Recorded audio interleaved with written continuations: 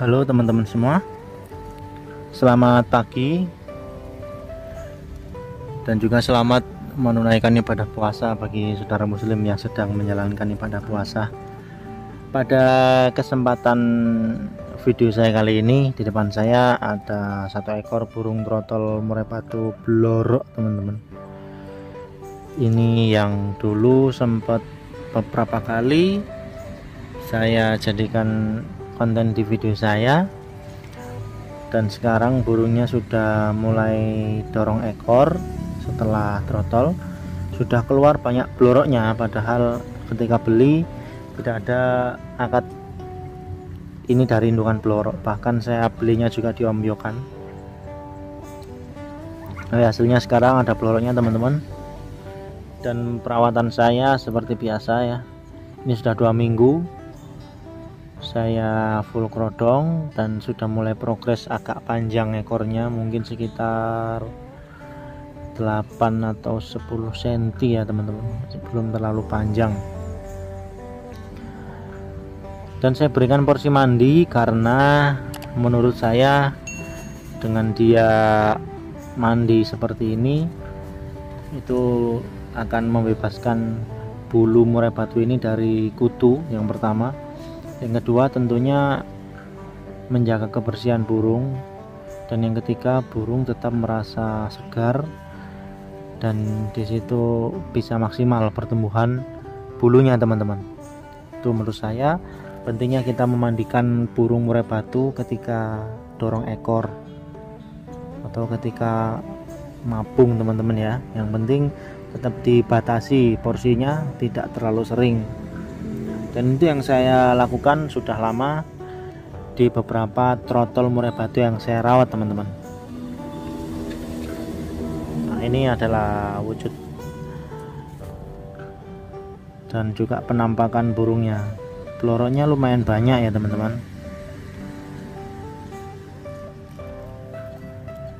Ya teman-teman semuanya, terkadang bagi teman-teman sekalian yang di situ pemula dalam merawat murai batu merasa ada pilihan ketika ingin membeli burung murai batu, apakah di situ mementingkan burung trotolan, atau terkadang juga ada yang di situ suka melihara muda hutan. Ini di sini di video ini saya berikan gambarannya, teman-teman ya.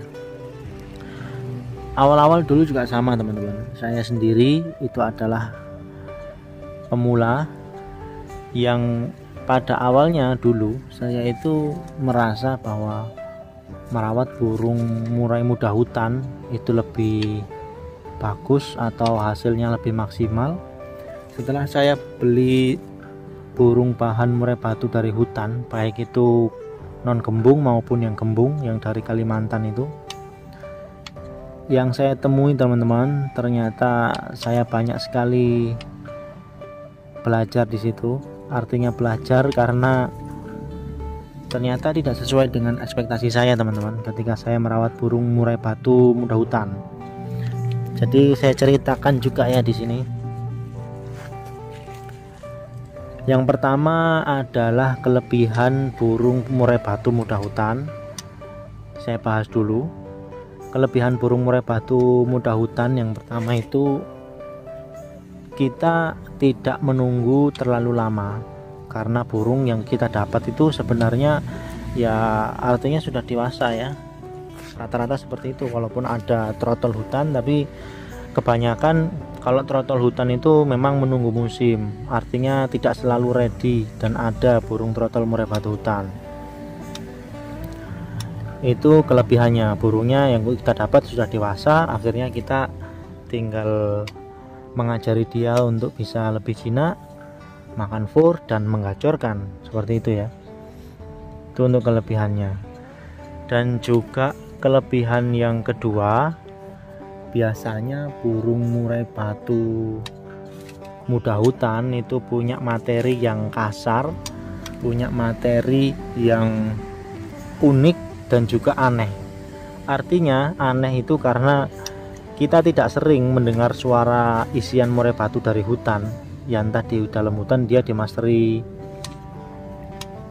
dengan burung-burung apa yang belum kita ketahui, tapi menghasilkan suara yang unik, luar biasa, kencang, rapat, dan juga aneh. Itu biasanya kalau dari muda hutan, saya sukanya dulu seperti itu teman-teman.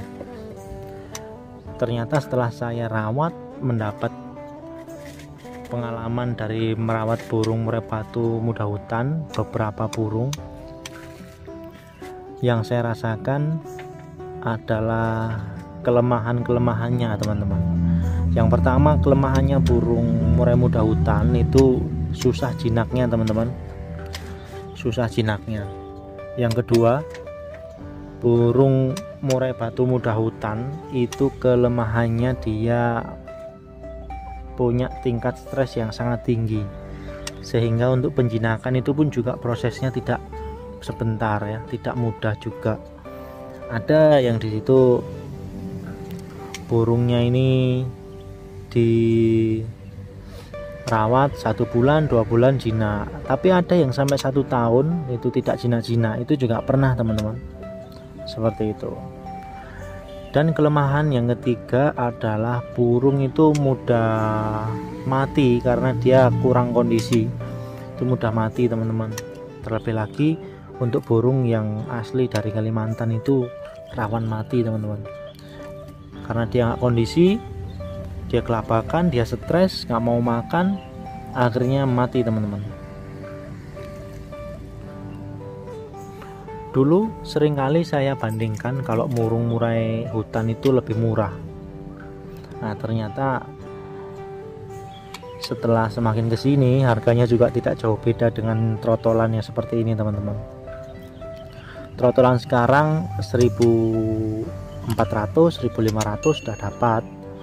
Kalau muda hutan juga kira-kira seperti itu. Kelemahannya juga kalau muda hutan itu sebenarnya istilah muda hutan itu hanya ada di penjualnya, padahal kondisi burung ketika turun dari hutan itu juga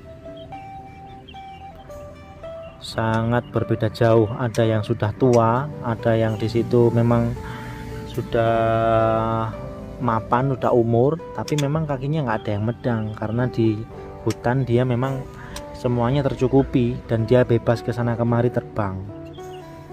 Kakinya juga sering menapak tanah, kakinya juga sering menapak pohon, itu artinya membantu dia untuk lebih memudahkan ya. Jadi ada permajaan di tulang kakinya itu, ini nggak gampang medang. Mungkin kalau di dalam sangkar kan berbeda. Itu teman-teman untuk kelemahannya. Sekarang saya geser ke trotol.